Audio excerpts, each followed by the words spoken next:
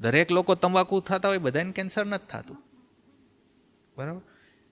દરેક એવી જ રીતે દરેક માણસ તંબાકુ ખાય અથવા તો દારૂ પીવે એ દારૂડિયો કે વ્યસની નથી બની જતો. એને પહેલેથી જો એવી તકલીફ હોય, જો એ ડિપ્રેશનમાં રહેતો હોય અથવા ગમે ત્યારે એવી તકલીફ થાય અને એવા સમયે વ્યસનનો સેવન કરે તો તરત જ એને વ્યસનની થવાની શક્યતાઓ એકદમ વધી જાય, દારૂડિયો બની જાય.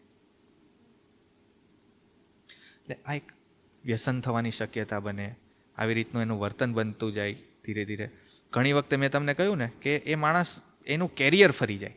કે પેલા વિદ્યાર્થીની વાત કરી, હવે એના મમ્મી માતા પિતા કદાચ એ ટાઈમે સમજ્યા ના હોત અને એ બાળક ડરે છે, બરાબર છે, એને મૂકવાનું ભણવાનું છે તો હવે એને સમજાવવાની ટ્રાય કરી ને કોઈક ભુવાને બતાવ્યું, કોઈક મંદિરે દર્શન કરાવ્યા, બધા પ્રયત્નો કર્યા, બરાબર, અને પછી સમજ ના આવીને મૂકી દીધું, ટાઈમે સારવાર ના કરી આ તકલીફની, બરાબર, તો એ બાળકનું કેરિયર ક્યાં હોત?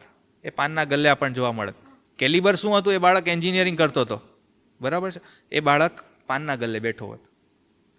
એન્જિનિયરિંગ થઈ ગયેલો વ્યક્તિ પણ એકદમ એન્જિનિયરિંગ થઈ ગયેલો છે, એકદમ સ્વસ્થ છે, બરાબર છે, હવે એને તકલીફ થઈ અને એની ટાઈમે સારવાર ના થઈ, 10 વર્ષ એ માણસ પીલાણો અને એને કેરિયરમાં ગ્રોથ જ ના કર્યો.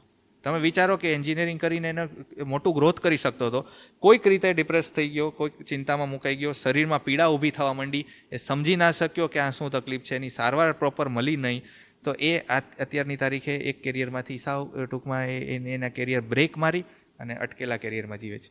સામાજિક રીતે પણ એ વિખૂટો રહે છે, ડિવોર્સ થઈ ગયેલો એકલો રહે છે. આ બધા જે તમને વાત કરું છું એ રિયલ કિસ્સા છે બેન.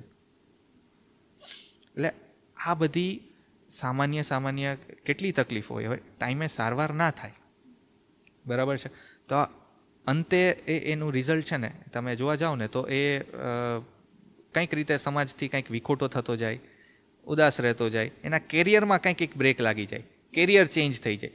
બની શકે કે પાછળથી સમસ્યા કંઈક સમાધાન પણ થઈ જાય, સોલ્વ પણ થઈ જાય, ડિપ્રેશનમાંથી બહાર આવી જાય, પણ સમયસર એ સારવાર ના થાય તો એ આખું એનું કેરિયર ડાયવર્ટ થતું જાય.